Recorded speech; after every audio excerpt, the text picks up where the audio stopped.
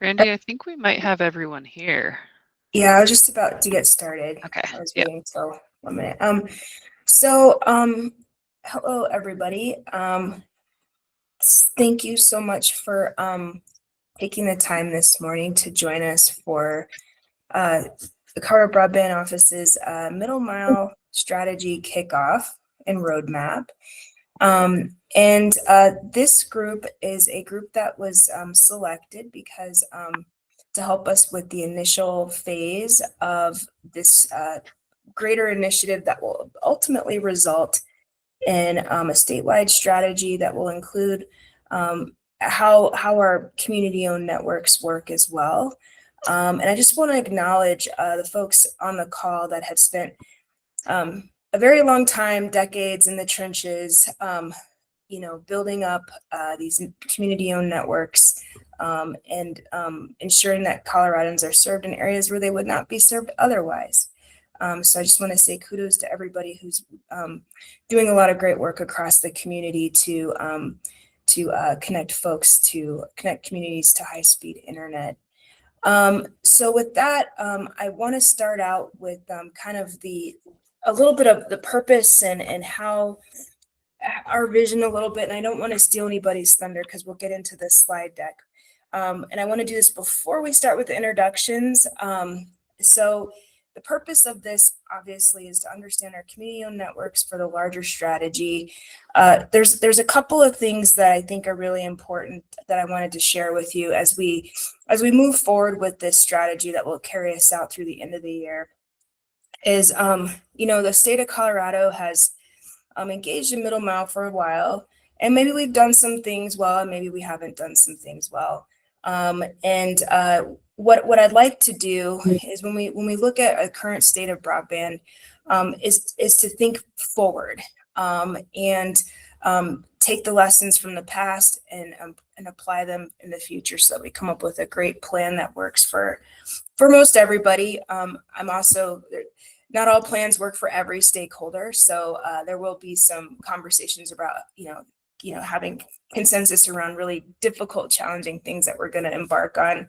Our goal, we have CBO, we have a couple of other state people here that'll introduce themselves, but our goal as the state is to listen to you all and come from a place of optimism and creating what are in consideration of all the possibilities. I know in government, and I can say this, we always start with no, and not all of us do, but I've heard a lot of no's. I've heard more no's in government than I've heard yeses, and for us, this initiative is all about what can we do. Now, there's going to be constraints, there's going to be barriers, and I know in local government there's barriers. At the state, there's barriers times 10 from what I've learned over the last couple of years being in this role. But we're gonna dream up the possibilities in this initiative and play it forward so that we can get to a place where the state is making strategic investments in middle mile infrastructure. And so we as the state, we're going to talk less, listen more to you all. And this will be the case when we go into the larger strategy, which is deliverable 2, and we'll go over that here in a second, where we're doing the roadmap and all the things where we open in this group up to a larger audience so that we can hear from others. And so that's really the tone that I would like to set with this group. I know many of you, I've worked with many of you over the years at the state, but also in local government. And, we have some challenges, but we have more opportunities and challenges. And there's other states that do this with their communities, and they do it well. And I would like to think that Colorado can do the same.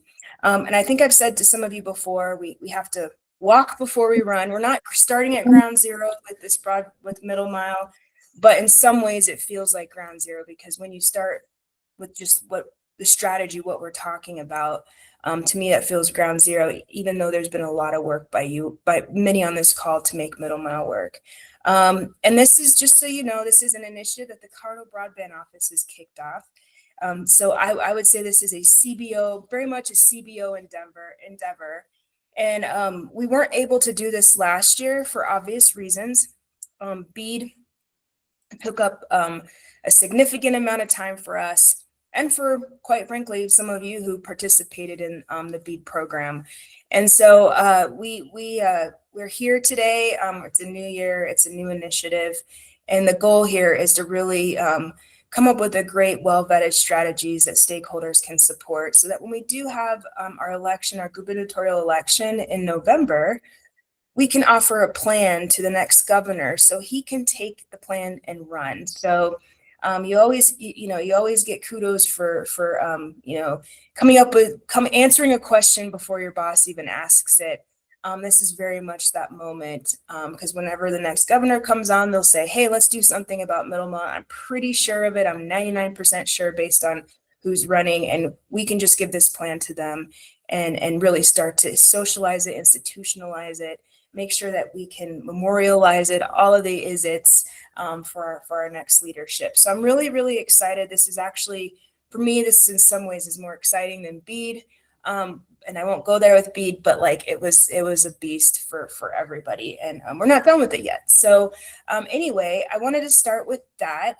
And next things that I think the next thing that we should do is we should go over our introductions, and then we'll jump right into the PowerPoint on the presentation. So I know a lot of people know each other here, but I want to just give everybody an opportunity to introduce yourselves.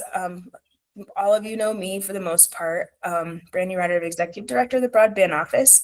And then what I would like for people to do is in their introduction, hand it over to somebody else so that we can get through this pretty efficiently.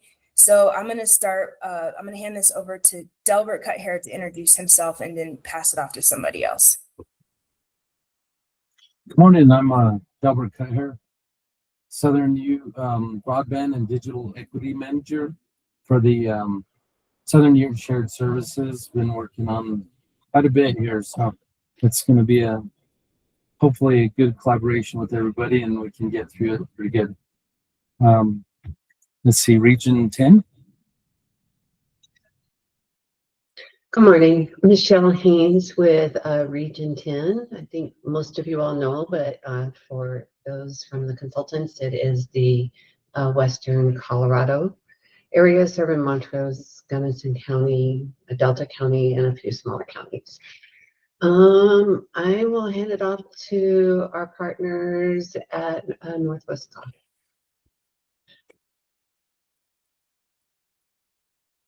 John? Okay, maybe Shaq.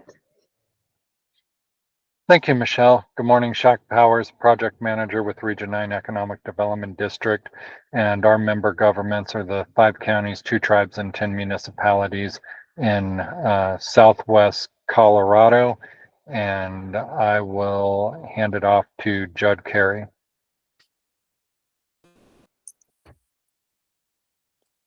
Hi, I'm Judd Carey. I'm at the Attorney General's office, but I support the Colorado Broadband office in legal matters and things like that. And I'll hand it off to someone at CDOT. We have CDOT on there as well. Hey, thanks, Judd. This is Bob Pfeiffer. I'm the Deputy Director of Operations here at CDOT, responsible for pretty much all the technology and operations of the highways, which does include the fiber network. You know, Brandy, just real quickly, I just want to tell you I'm excited for this.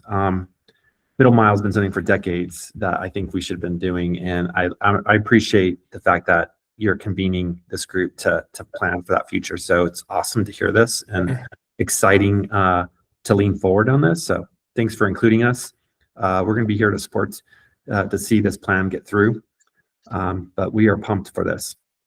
That being said, I want to introduce somebody that you may not all know. Leslie, are you on? I think you were on. I think I saw you here. Yes.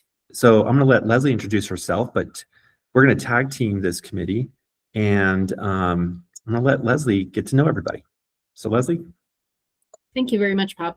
Hi, everyone. Some of you I've been able to meet, and some of you I've worked with a little bit in the past, but I am Leslie Gaylord. I'm the fiber product manager here under Bob at the Golden location. So I'm very excited to get to know you and see how we can support this project for CBO. And I would like to pass it off to Nate Wallowitz.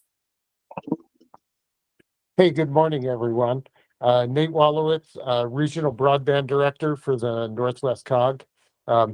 We've been, as all of you know, we've been in the middle mile business for a decade now, and it's been a great road. I know John and I have worked with a lot of you, and I'm really looking forward to this. Brandy, Brandy, Bob, Leslie, we've been talking about this for a very long time, and really looking forward to working with all of you and putting together a good strategy for the future for the state of Colorado. And I'll try to hand it off to John Stavney. Yeah, can you hear me now? Yes. Yeah, John. All right, thank you. Yeah, Nate nailed it. We've been really excited about being able to serve our communities, and really what we've been doing with Project Thor grew out of our communities that were involved in public broadband and in sub-regional ways. And you know, we've had a great partnership with DOLA over more than 10 years, almost 12 years, helping fund Nate's position and parallel position at Region 10. And you know, have helped get I know DOLA all-state totals a few years ago was something like $40 million, and we've been able to, you know, locally pull in about, you know, $17 million for those projects. And things have, the tide has shifted. You know, DOLA has kind of said to CBO that this is your focus, and I'm really excited to be working with Brandy and the CBO. You know, our early break was with CDOT. You know, we would not have gotten really off the ground without the deal that we were able to make with Bob and the team at CDOT. So we've been used to partnerships. Some of them have sort of been, you know, semi-dormant for a while, but really excited about some new partnerships and possibilities. We do not want to be, some of my stakeholders would like to hear me say this, we do not want to be managing a middle mile network sub-state level forever. Right? We want to see some kind of, you know, next step, whatever the flavor and taste of that is. So thank you. Very excited too. And I'll hand off to, let's see, Leslie Bobchak, Christine, I don't know. How about that? Kristen? Okay, yeah, I wasn't sure if that was me. Thanks. Yeah, no worries at all. I'm the senior program specialist here at the CBO, and mostly just here to support the group, and happy to be involved.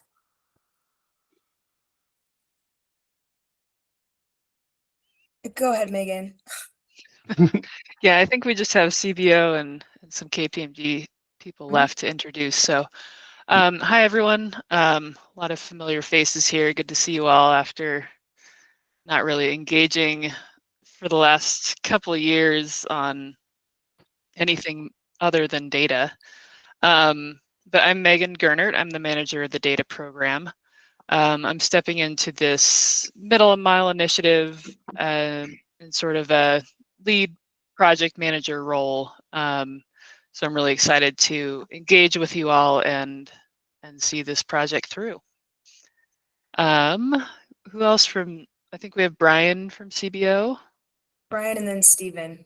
Yes, Stephen. Good morning. I'm Brian Martin, Senior Manager with CBO.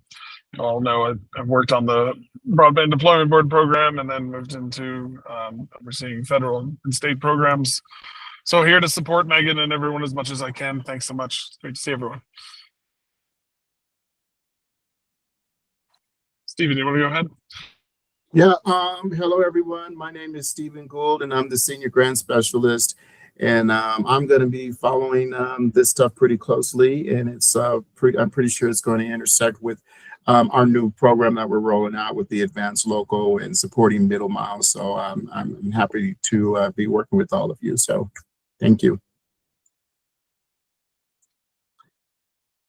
Brandy, are we into? Yeah, go ahead. Keep KPMG. Yep, we can go with KPMG. Great, thank you. Good morning, everyone. My name is Ian Tester with KPMG. KPMG has been selected by the CBO to help as the consultant to help move these two strategies forward. We've been working with CBO now for, I'll say 2 years, but I could be off on that, on the BEAD program. And more broadly than that, KPMG has been working on a couple of similar middle mile programs in Pennsylvania, Arizona, North Carolina, Georgia. And so, John, to your comments earlier on, we've got a decent amount of experience in how we can take this plan into implementation, making it financially sustainable, and managing the risks that are associated with bringing together these disparate networks. So I'll be leading the overall KPMG initiative, but I'll pass it over now to Kareem, and then Tunch and Richard for the rest of the group. Thanks, Ian. Hi, everyone. Kareem Haddad, as Ian mentioned. We're very happy that, we're supporting Brandy on this initiative. We're very excited and looking forward to working with all of you. I've been also part of the team that has been supporting CBO on the BEAD program. So yeah, looking forward to meet everyone and support you all. Tunch. Yep, thanks, Karim. I'm Tunç Kulaksız. I'm with KPMG, specifically Broadband and Middle Mile Advisory Team. With Karim, I was helping CBO with their BEAD implementation. So I will be day-to-day contact with you throughout this initiative. And I'm looking forward to working with you all. So it's exciting. I'm going to pass it on to Richa. Hi everyone, Richa Patel. I'll be helping Tunç with the day-to-day for the project. Thanks, Richard. So I think that's from KPMG. Brandy, I think, unless we've missed anyone looking down, I think it's handed.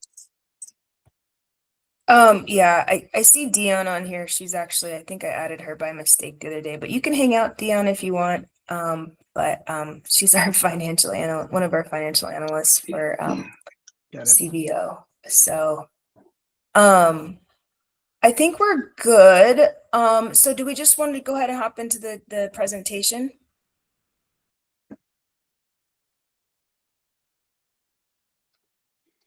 And KPMG, you're going to go over the rest of the slides, right? I think we are, that's right. I think a lot of this will have been covered already in some of your remarks. And recognizing the time here, we'll go over this pretty quickly. But as Brandy, as you mentioned, I think this is about kicking forward kicking forward and putting some new momentum behind a strategy that's been in the works for some time. It's timely, given the BEAD has now gone past a critical stage. It's timely in the sense we're getting ready for new elections. Sorry, that was a question. Basically got two strategies that we'll be working on. The first is around sort of understanding the nature of the assets that exist already. We've got a very clear direction. This just to be clear for everyone in this group, we understand that there is a problem. We understand that there is a gap in the market to facilitate the connectivity for Coloradians, to provide that resiliency within the network. So this is about how we can execute and bring together the various networks in a way within a governance structure and in a way that really delivers against those overarching goals. Little asterisk on goals. I think part of this conversation is to establish what those goals are and be very clear about that.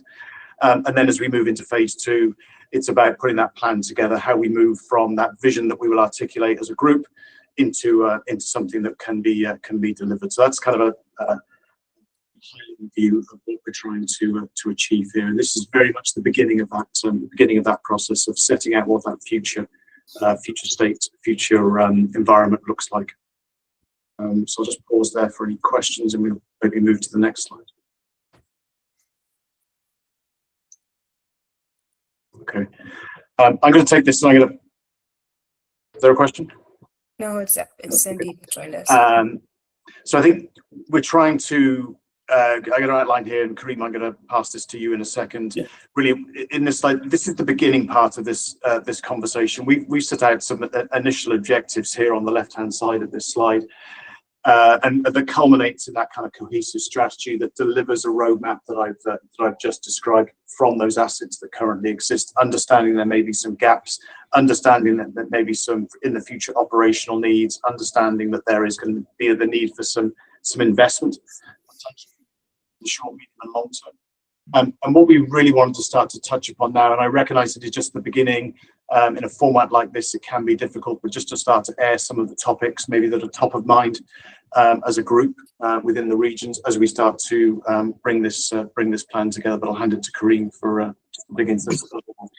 Yeah, thanks, Ian. And I think you pretty much covered it. I think just a couple of points that are worth noting is we heard it very clear from Brandy directives that what is important here is integration and collaboration.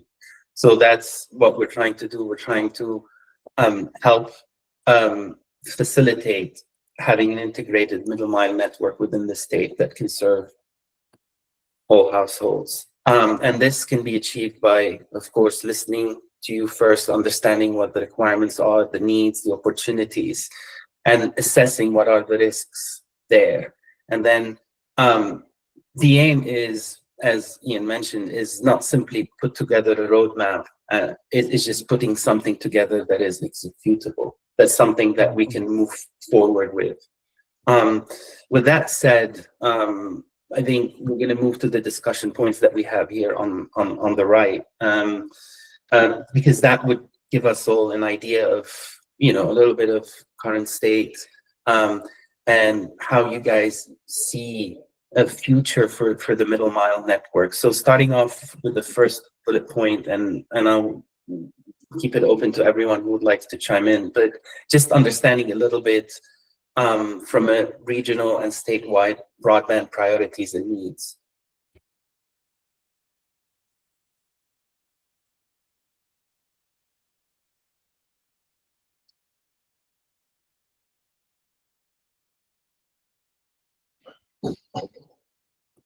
Go ahead, Shaq. Thank you. So if we're just looking at blanket statewide and priorities and needs, I think CPF and BEAD are going to do a good job of delivering fiber to the premise. But I think obviously the biggest need is a lot of the vast areas between communities. For example, in our region, we've still got to connect Cortez to Durango. And of course, everybody's aware that we've got to bridge the southwestern corner of the state with the San Luis Valley by getting across Wolf Creek. Although fiber's been built there, obviously that's held up in litigation right now. And then there's areas like connecting, providing redundancy for Silverton.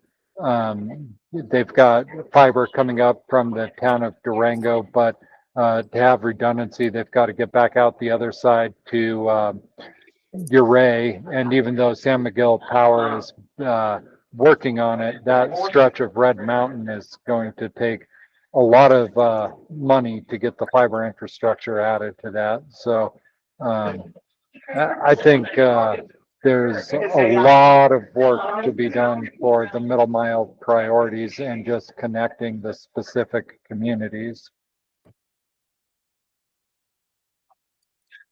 Shaq, if I could ask you, just absent, if we was just for a thought experiment to ignore this initiative, how would you characterize your region's approach? If this initiative didn't exist, how would the region be thinking about middle mile? Yeah. Well, if I had to sum it up into just a few words, I'd say we're doing it collaboratively with our neighboring regions. Korea Region 10 has provided a lot of support. So I'd say collaboration is a big thing. And then I would add that it's been locally driven by our stakeholders and our local governments. And then the third adjective I would use to describe it is piecemeal, because there hasn't been one overall package to deliver. We've done a little bit with DOLA, we've done a little bit with local government, we've done a little bit with CPF, we've done a little bit with BEAD, and we'll just continue to do little bits with whatever comes our way. Yeah, okay.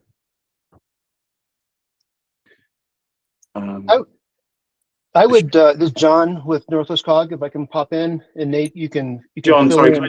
John, I think Michelle had a hand raised for. If I could just go back to Michelle and then we'll come to John. That's all right. That's okay. I'm happy for John to go. Okay, John, over to you. Yep. I'm just going back to some of our original goals with Project Thor, talking to our stakeholders that I think are still relevant. And, the sense was that the market, the incumbents were failing to serve and want to serve these rural communities. They were serving partially, and not fully, and not robustly, and not with resilience. So, and not affordably in many cases. So, that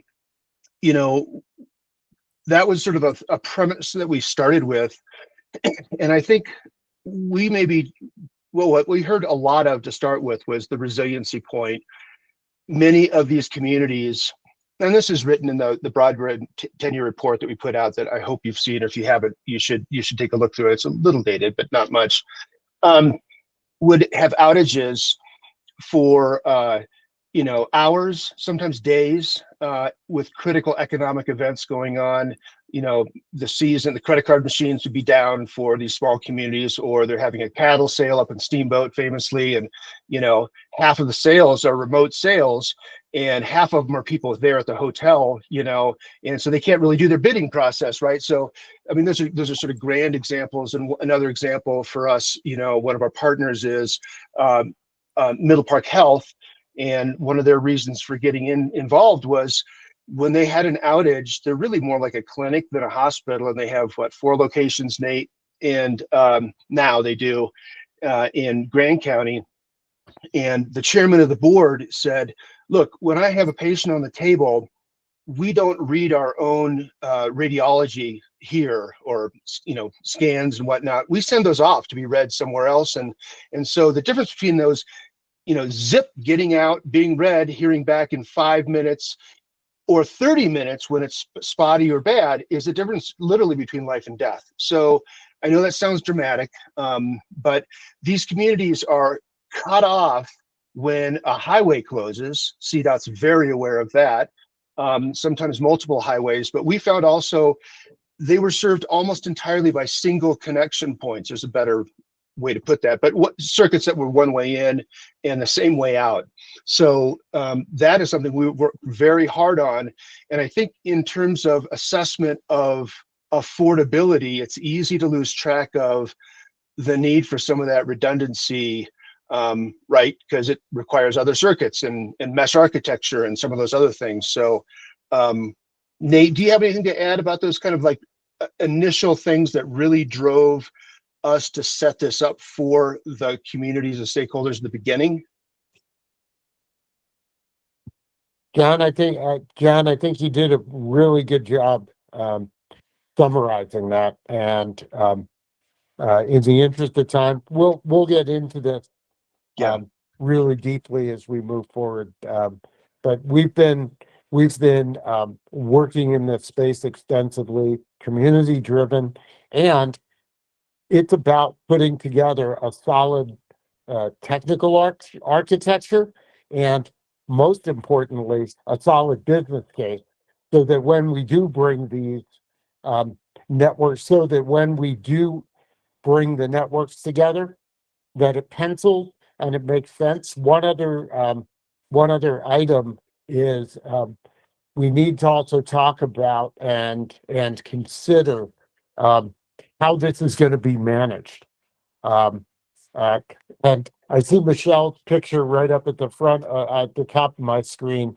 And all I can think of is all our conversations about how are we going to manage this? The regions got into this because we needed to, and that need was driven by our community. And so we need a way to manage this so that it's appropriate and we preserve the intent and the responsiveness and the a solid business case, so that this continues to move forward and expand and provide benefits, not only for us but for the rest of the state as well. So those are some important points as we move forward. And Thank you. briefly, I started off with a sort of like, our local governments had citizens coming to meetings and saying, bring in, CenturyLink, bring in, whoever. We're terribly upset, and they had no lever to pull. This is part of the reason that public, having a point that the public has of managing middle mile out to their, neighborhoods is really important. But what we've learned is we have lots of partnerships with incumbents. We wouldn't have all our circuits without them, and they purchase some from us. And so there's a really back and forth thing. It's a little bit below the surface, right? They don't necessarily want to say that they're reliant in any way on us, but it is really turned into partnerships because they had parts that they couldn't afford. The second thing I want to say is, I am, being an English major, not an accountant or whatever, I often think of sustainability sort of as a point in time thing. The long-term replacement of equipment and whatnot is really important too. So it needs to be that part of the business case. I'll stop. I've said enough. Let's hear from Michelle, because we do want to make sure we stay on time, and we have just under 20 minutes and we're on slide 3. So we'll get into all the details like what you and John and Nate and everybody are talking about. So Michelle, did you have your hand up and you want to add something before we move on?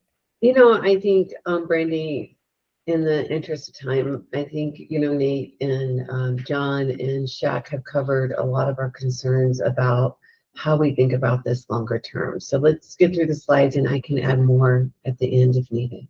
Okay, great. All right, KPMG. Brandy, I should probably just note that this is the beginning part of this conversation. This isn't a one and done. We'll be having more of them. So Discussions over the next several months on these topics, and we want to make sure that your concerns are addressed and captured here, and we also come up with solutions for them. So very solution oriented process. So go ahead.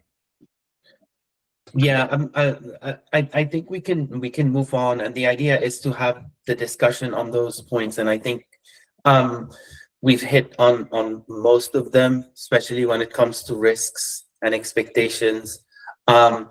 I'm going to pass it on to Tunç on the next slide just to go over, how we will be supporting you in terms of our, approach, deliverables, and timeline. Tunç. Yep, sure. So thanks, Karim, and thanks everyone for the feedback.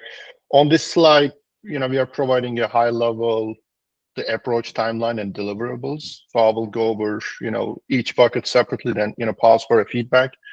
And in the slide deck, most likely we are not going to have time, but we are going to be sharing more detailed timeline and more detailed approach for your review. So maybe in our following meeting, we can discuss those further. So our first, target is due diligence assessment. That's going to, initiate as of today. And our goal is to wrap it up by end of May. So what we want to do there is basically understanding, what is the current middle mile structure or the landscape, and is it basically feasible to integrate all these regional and the community-owned networks? And we are going to start with data collection. In the following slide, we will be showing you a list of, data points we would like to get from you, and we will look into those and understand what is the current landscape, and if we integrate these different regional networks, what are going to be the opportunities, what are going to be the risks. And once we run the initial assessments of the risks and opportunities, we will set up a call and following calls with you, and to make sure our understanding is accurate, and we would like to validate those risks, opportunities, and the goals, etc. So once we have the understanding of the current, situation and the feasibility, then we will be looking into the, target operating model. I believe that was mentioned, like how this network is going to manage. So we are going to be tackling in that due diligence assessment, basically providing a different, looking into different target operating models and the governance structure, and providing a recommendation what will be the feasible governance structure for this consolidated middle mile to be managed. And like I said, this is going to be, we are targeting to provide you a report by end of May. And obviously this is a quick, very high level summary. And the second thing is, okay, we understood the current landscape, and our current aim is the first step is to integrate these. We are looking into whether this is feasible or not, what are the risks and opportunities. And the second thing is looking future, and that's the strategic roadmap development. And once we understand the current landscape, so we're going to be looking into the gap, like where are our gaps and what kind of gaps. I believe, it was mentioned there are certain, BEAD and CPF are doing a great job connecting, bringing the fiber to the home, to the BSLs, but there might be, regional middle mile needs. So we will be looking into holistically, what are those gaps and where are they located? Then we will be moving on to, I guess, prioritization or sequencing these gaps. So basically, we are going to be asking ourselves in what order and when we should be looking into these gaps. So we cannot assume, technically, we might not be able to complete all the gaps at the same time, but maybe we can look at a broader perspective and come up with a prioritization. We are going to be focusing on this region, these middle mile, and so on and so forth. And once we establish that kind of a, I guess, long-term prioritization, we will be looking into how we can implement these gaps. We are going to be looking into from the technical, operational, contracting, and the financial strategies, how we are going to make these networks feasible long-term. And obviously, we are going to be checking in with you, making sure we are on the same page in terms of these assessments and the validations. Then we are going to move on to the target operating model. So in the due diligence assessments, we are going to be assessing different type of governance structure for the consolidated network. And in this phase, we are going to be expanding this, and we are going to be asking ourselves, okay, if we are going to be aiming to come up with a statewide and future-driven middle mile network, how best we can manage this network. So that's going to be something we will be working with you and to understand different options. And lastly, under that, we are going to be looking into, okay, we come up with the plan. This is our future. This is vision. This is how we are going to be, establishing. Obviously, this is a roadmap, and we will be providing, with you and developing a, performance metrics. And basically, once hopefully this roadmap will be implemented, we can have some baseline to track our progress against the baseline. And our target delivery for that roadmap is end of July. And the third piece is basically, it's not a separate the work stream. It's like we discussed, it's the foundation of everything, like stakeholder engagement, making sure everybody's opinions are asked and everybody's engaged, all the network owners, all the stakeholders. So that's the third bucket. Basically, we are starting that work stream right now, and it's going to be continuing till end of our project. And throughout that, first we are going to identify who are the key stakeholders, who are the secondary stakeholders, how we are going to meet, what are the processes for establishing consensus, what are the processes for resolving potential conflicts. And throughout that process, we will set up a steering committee, and among you, and that will be, I guess, in the upcoming weeks and for the details. But that committee is going to be basically the platform that will review these progress, provide feedback, and we will seek for guidance and direction. First, I guess part of that, the deliverable is going to be the providing you a stakeholder engagement strategy. Basically, who are the players, what are the processes, what are the meetings we are going to do, and we plan on providing you that by March 6th. And after that, we plan on doing the first steering committee meeting in the second week of March. And throughout this engagement, we plan on having 5 different meetings, 5 different steering committee meetings. Basically, it's going to be a monthly, and additional meetings will be scheduled as needed. But the aim is making sure all your points are being captured in this analysis, making sure the forward-looking statement or the due diligence assessment is going to be meeting your regional goals and statewide goals. So this is a quick recap. Being conscious of time, I want to pause here and look for any comments, any feedback, any questions.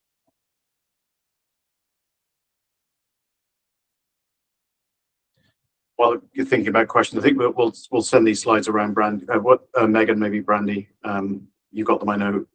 Maybe we can get these out to the group as well. Yeah, we'll send the recording and the slides to everybody after the meeting. So Kristen will do that. Okay. Yes. We can move on to the next slide, Richa. And like I said in the slide deck, if you look at the appendix, you will be finding more detailed timeline, more detailed approach, and how we plan on tackling these activities. The second thing, like I mentioned in the previous slide, is the first step in this process is understanding key stakeholders and understanding the middle mile landscape. So we put basically a table. It can be an agenda for our following meeting. So we want to make sure that we capture all your notes. But the first question is: are these the regional networks? Are we missing anyone else, like the CDOT, Northwest Council, Region 9 and 10? And we plan on meeting with you one-on-one after this call. We will reach out to you, individually, and we would like to set up a call to better understand, who are the key players or who are the key contact from your organization. What is your network description? What is the current, network, and what is the goal? And how is the ownership structure, and who is operating the network? What are the end users? What are your, the visions, the needs? So that will be, the next thing we will be doing after this call, to make sure we will have enough time to meet with you and collect your feedback. So maybe, look out for an email from us. But let me pause it and ask you, big picture goal, big picture question. Is there any other network, regional network, we should be reaching out to besides the ones listed here? Yes, I think. There's a couple other regions that are not as far along as ours in terms of already operating. SCED, the Southern Economic Development Region, which is sort of the south east part of the state, a large part of the southeast part of the state is involved. Michelle and Shaq probably know more about that. But and then the San Luis Valley Region 8, which is kind of between these regions and would connect them, is also, they're not as far along. And maybe Shaq and Michelle could actually explain most of what their needs are, but to engage them in a small way would be worthwhile. The other thing I expressed to Brandy is there's well, I don't think we need to cover urban Denver particularly, although someone can correct me on that. Bob might have other ideas, for instance, but there's some developed networks in the northern part of the state that we've had small partnerships with, and a couple of them are municipal, but then there's a group called FRGP, Front Range Gigapop. And they're a consortium. It's kind of hard to explain them like I do it right here, right now, but of universities and federal agencies that have their own network providing for, anyhow. So while they may not want to play ball in terms of, they may say, we don't need this, or they may, I think they need to be aware of it and engaged. Fort Collins, Loveland, Larimer County are the other ones that came to mind. Maybe just some follow-up for this group then, because part of this is identifying who needs to be involved, and maybe if you could send us a list and people that we need to reach out to after this call, we'll make sure that they're included, or at least have the opportunity to be invited to participate. But again, we will have a larger stakeholdering process that will include a lot of other types of networks too. So, so just definitely send us a list so we can make sure that we have them accounted for in this group. Yeah, Brandy, maybe you could say a little bit more about the distinction, because what I was recommending was those are groups probably worth an individual interview. I'm not necessarily suggesting them being up into this group on this call necessarily, but definitely as stakeholders. So I'm not sure how they fit, but they need to be involved, I guess is what I'd say. And Nate will provide some contacts for you. Go ahead, Bob. Yeah, I'll tag on to that, because I was kind of agreeing, like, list us. I mean, we don't operate a lit network, but we have fiber assets, right? So, and our end users are people on this call, actually, so, I think I need to just make sure we're defining which user base, because I agree with John. You have, who is it? maybe Brandy, the big municipal up in Loveland's broadband, There's Loveland Pulse, there's all of Next those. Light, there's Connection. Yeah. And Sun, and then we have Estes Park as well. Larimer County is a huge, they have a lot of activity. Yeah. And so, I think I almost feel like you can break it up into two kind of categories. One is there municipal broadband or county broadband or regional broadband or educational broadband networks versus groups that have like open access fiber infrastructure? Because, I think that's going to inform your strategy on how you partner with people or things to close those things that, Shaq was concerned with, which is the gaps, between. Is it a lit solution or is it should I get a hold of their fiber, and those kind of things. And I almost feel like here, you almost need to start breaking up who we think those partners could be and then what solutions they have. Is it a lit network or is it physical, like just fiber only? It's just dark. Yeah, I think we probably figure that out by talking to them as well, and so I think if you guys, and again, we don't, we know the landscape, but there's also, you guys have a perspective as well. It's really important. And I think what we should do is after this, just send Megan, because Megan is the project lead on this, send the context that we need to make sure are incorporated. And we can figure out through talking to them if it's for this group or if it's for the larger group and what services and what their networks look like. Because the Northern Front Range area, they haven't reached out to us to ask us for help other than for funding. And so there's like the immediate need, and then there's the folks that we fund to help build out their own networks. So I agree. I think there's different categories of community-owned networks for sure. So I think that would be great if you guys could help us with that. That would be wonderful.